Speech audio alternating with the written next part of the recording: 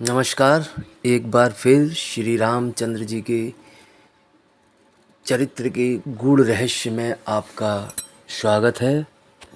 और जैसा कि हमने पिछले 3 अध्यायों में आपको श्री राम के गूढ़ रहस्य के बारे में एक बहुत ही संक्षिप्त जानकारियाँ दी थी, जिसमें हमने श्री रामचरितमानस महाग्रंथ का भी उल्लेख किया था और भक्ति के लिए भी हमने कई बातें बताई थी। इसमें हमारे कई प्रबुद्धजीवी पाठकों का मानना था कि आप कुछ संक्षेप में ऐसे उपाय बताएं जो सीधे तौर पे हमें लाभदायक हों। असल में भगवान राम के उपाय बताना और ये भी पूछा गया है कि वो कितने कारगर हैं। तो मैं यहाँ आपको बता दूँ, देखिए, राम से बड़े ब्रह्म कोई नहीं है। जी हाँ, भगवान विष्णु के जितने भी अवतार हुए हैं उनमें भगवान श्री राम एक अलग ही हैं। ऐसा किस लिए? इसके कई कई संदर्भ दिए गए हैं और सबसे बड़ा संदर्भ तो ये है कि जो नारद मुनि ने भगवान विष्णु को श्राप दिया था, जिस कारण उन्होंने श्री राम का अवतार लिया था, तो उन्होंने कहा, प्रभु मेरे कारण आपको इतना दुख झेलना पड़ रहा है या मेरे कारण आपको ये जो अवतार लेना पड़ रहा है, तो मेरी बड़ा प्रबल इच्छा है कि ये अवतार आपके सभी अवतारों में श्रेष्ठ हो। और ऐसा भगवान ने नारद जी को वचन दिया। अब स्वयं जहाँ भगवान वचन दे रहे हैं तो फिर भगवान के वचन तो भगवान के वचन ही हैं। फिर भी श्री राम अवतार की कई कथाएं हैं। कुछ लोगों का मानना है कि रावण के वध के लिए प्रभु का अवतार हुआ था। कुछ लोगों का मानना है कि नारद मुनि के वचन को सत्य करने के लिए हुआ था। कुछ लोगों का कुछ मानना है तो कुछ लोगों का कुछ मानना है। जी हाँ, कईयों का प्रबुद्धजीवी हैं, उनका ये भी कहना है कि भाई शबरी को तारने के लिए भी भगवान आए थे और अहिल्या का उद्धार करने के लिए भी आई थी। तो भगवान तो जब आते हैं तो भाई कहीं ना कहीं उद्धार तो होता ही है। और रही राम नाम की महिमा की बात और उपाय की बात, तो महिमा की बात से बहुत बड़े अपने कथावाचक जी हैं, उन्होंने एक कहानी में किस्सा सुनाया था। मैं यहाँ आपके साथ उसको साझा करना चाहूँगा कि जब अंगद रावण की सभा में अपने पैर उठाने के लिए चैलेंज करते हैं कि अगर मेरा कोई पैर उठा दे या हिला भी दे धरती से तो रामचंद्र जी सीता जी की बात छोड़ के वापस चले जाएंगे अयोध्या। बहुत बड़ी बात है, बहुत ज़्यादा बड़ी बात है कि अगर मेरा पैर कोई उठा दी। अब इसमें भी साहब रावण खुद अपने आप में महाबलशाली और रावण की सभा में तो रावण से भी बलशाली योद्धा मेघनाथ और भी कई बलशाली योद्धा। साफ घटना घटी, किसी पे पैर नहीं उठा। तो जब इन सारी चीज़ों का समापन हुआ तो जो धरती माता थी उन्होंने प्रभु से पूछा था कि प्रभु कहानी पूरी समझ में आ गई, लेकिन एक बात समझ में नहीं आई कि आपने उस अंगद को रावण की सभा में भेज दिया और उसने भी अपनी बानर बुद्धि से रावण को चैलेंज कर दिया कि जो धरती से मेरा पैर हिला देगा तो श्री राम जी सीता को छोड़ के सेना सहित वापस लौट जाएंगे। अब बताइए। तो बोले, प्रभु फिर क्या हुआ? कि फिर क्या, मैंने अंगद के पैर को बहुत तेजी से जकड़ लिया जिससे भी कोई महायोद्धा उनके पैर को उठा ना सके। तो धरती माता बोली कि प्रभु देखो, ये तो मैंने बहुत मेहनत करके इसके पैर को जकड़ा ला, वरना इसकी क्या मजाल जो रावण के योद्धा इसका पैर तक न हिला पाए। तो भगवान ने बड़ा विनम्रता से कहा कि माता, आपने इतना भारी कष्ट क्यों किया? बोली मतलब कि जब उसने प्रभु का नाम बोल दिया है तो फिर आपको ज़रूरत नहीं है, फिर तो जो करेंगे वो राम करेंगे, जो करेंगे वो प्रभु करेंगे। तो अंगद ने ये बात बोली तो उसने प्रभु के नाम के भरोसे पे बोली। तो ये तो एक कहानी थी जिसके माध्यम से मैं आपको प्रभु के भरोसे के बारे में बताना चाह रहा था कि जिसको राम का भरोसा होता है, जिसको भगवान का भरोसा होता है, उसके लिए फिर कोई भी चीज़ दुर्गम नहीं होती, उसके लिए सारी चीज़ें सुलभ ही हो जाती हैं। जीवन की बड़ी से बड़ी चुनौतियाँ राम नाम से तुच्छ साबित हो जाती हैं और बहुत ज़्यादा तुच्छ हो जाती हैं। जब जिसमें प्रभु का बल है उसके पास सारे बल अपने आप एकत्र हो जाते हैं। तो ख़ास तौर पे मैं युवाओं को कहना चाहूँगा कि जो बहुत ही हर चीज़ में शॉर्टकट ढूंढते हैं, और अभी कुछ प्रवृत्तियाँ भी बढ़ी गई हैं, कई विसंगतियाँ भी बढ़ी हैं, जिसमें युवा ज़्यादातर हमने समाचार पत्रों के माध्यम से देखा भी है कि छोटी छोटी बातों पे आत्महत्या जैसी घटनाओं को अंजाम दे रहे हैं युवा। कि साहब कर्ज हो गया, कि साहब बीमारी लग गई, कि साहब कोई बात हो गई और पढ़ाई में कम नंबर आ गए, कि इस तरीके की जो घटनाएं होती हैं तो उसमें युवा बहुत जल्दी हार जाता है।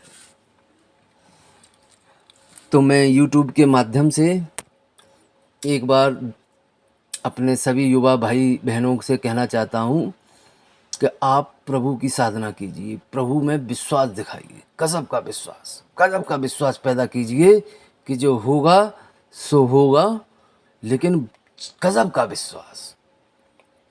एक प्रसंग और आया विश्वास से मुझे याद कि जब लक्ष्मण जी का मेघनाद से युद्ध हुआ, कई बार युद्ध हुआ, उसमें लक्ष्मण जी को शक्ति भी लगी, नागपाश का भी मामला हुआ और भी कई बातें हुई, और जब अंतिम युद्ध चरण में आ गया तो भी लक्ष्मण जी मेघनाद मरने को तैयार नहीं था। वो मुकाबला करते जा रहा था, बाण पे बाण चलते जा रहे थे, तरकश के तरकश खाली हुए जा रहे थे।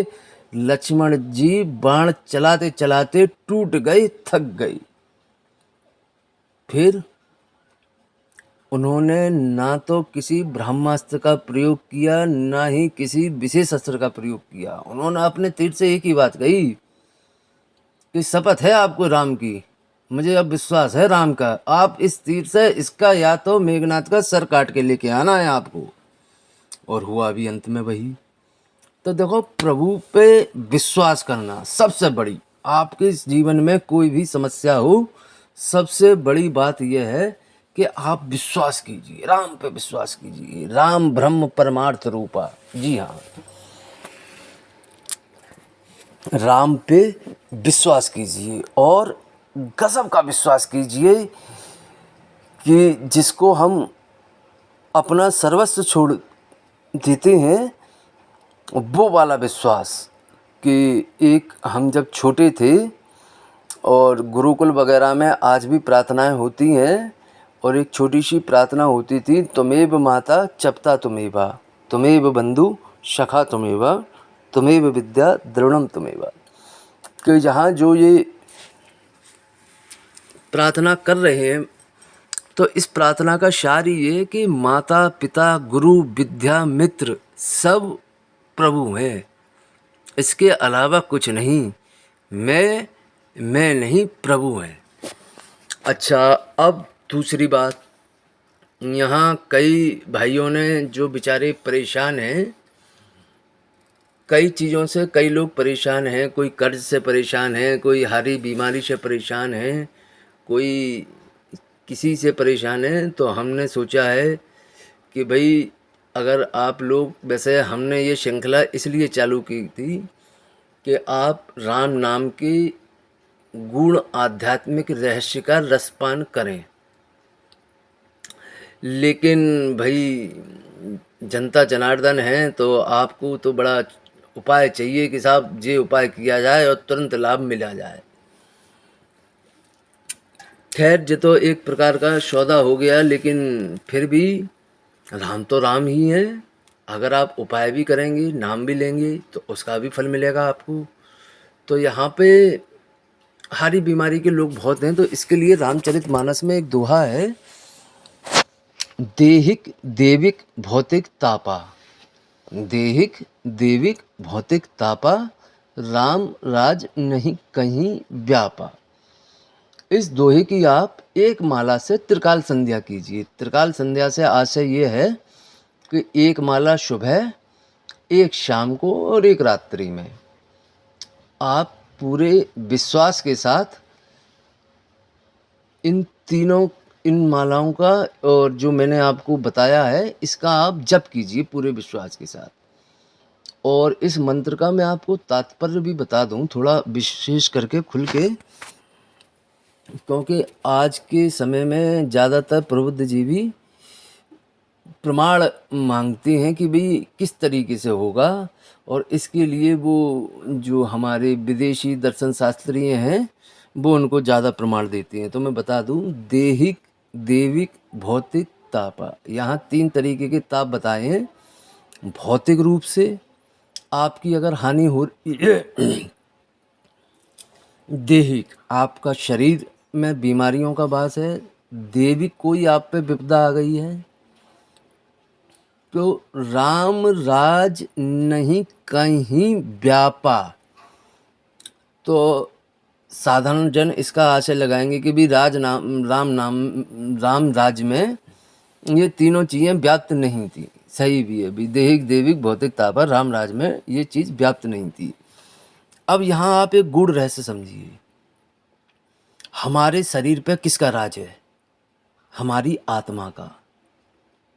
ठीक है, शरीर रहता है मन के वशीभूत, लेकिन मुख्य कौन है? आत्मा। अगर आत्मा शरीर से निकल गई, शरीर को शव बनने में देर नहीं लगेगी। आत्मा किसका रूप है? परमात्मा का, यानी राम का। यानी हमारे शरीर में किसका राज है? राम का। आप देखो, आप अपने अंदर देखो राम को, क्योंकि मेरे शरीर में राम का राज है। अब जब राम का राज है तो फिर चाहे देहिक ताप हो, चाहे भौतिक ताप हो, चाहे किसी प्रकार के ताप हो, वो आ कैसे सकती हैं? भाई ईश्वर बच्चे को भेजता है, उसकी किडनी, उसका हार्ट, उसकी एक्यूरेसी, रीढ़ की एक एक हड्डी, एक एक joint perfect with in perfect भेजता है।